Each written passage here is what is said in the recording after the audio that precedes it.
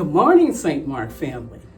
If you grew up in the church, it may have felt like Lent often was a season of no's. No chocolate, no soda, no social media.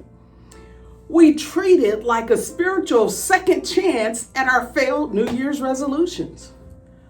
But if we look at the 40 days Jesus spent in the wilderness, it wasn't about a self-help diet. It was about stripping away the noise to hear the heart of God. In our United Methodist traditions, we walk about preventance, grace. The grace that seeks us out before we even know we need it. Lent is simply the season where we finally stop running long enough to let that grace catch up with us. The wilderness is a place of vulnerability.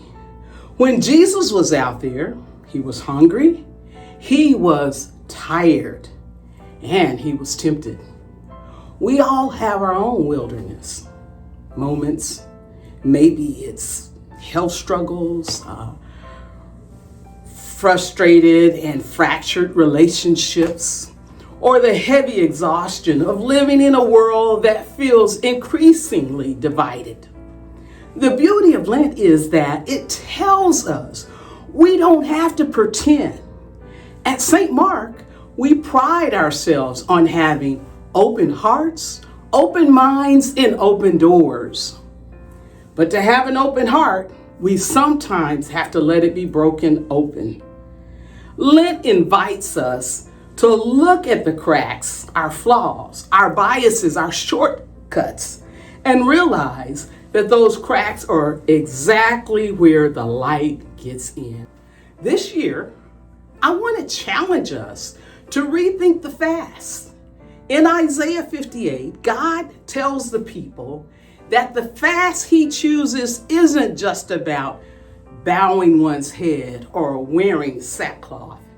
He says the true fast is to loose the chains of injustice, to share your food with the hungry, and to provide the poor wanderer with shelter. Instead of fasting from sugar, what if we fasted from indifference? Instead of fasting from coffee, what if we fasted from the need to be right all the time?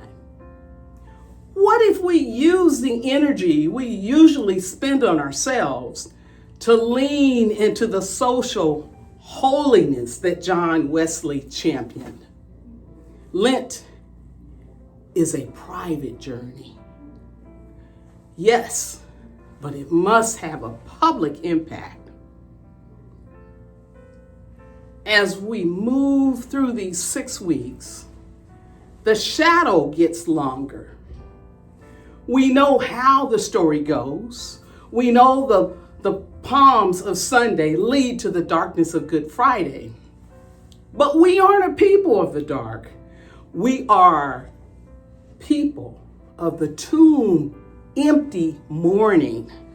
However, we cannot get to the resurrection without going through the sacrifice. Lent reminds us that love, true Christ love, costs something. It cost our pride, it cost our comfort, and sometimes it cost our certainty. In closing, I leave with you this. Whatever you're carrying into this season, just say it to God. If you're hungry, say it to God. There's no room for fake. In the wilderness, let this be the season of radical honesty. Let us walk these 40 days, not as a burden, but as a gift. Let us turn towards the cross, confident that the grace which meets us in the desert is the same grace that will lead us home. Thanks.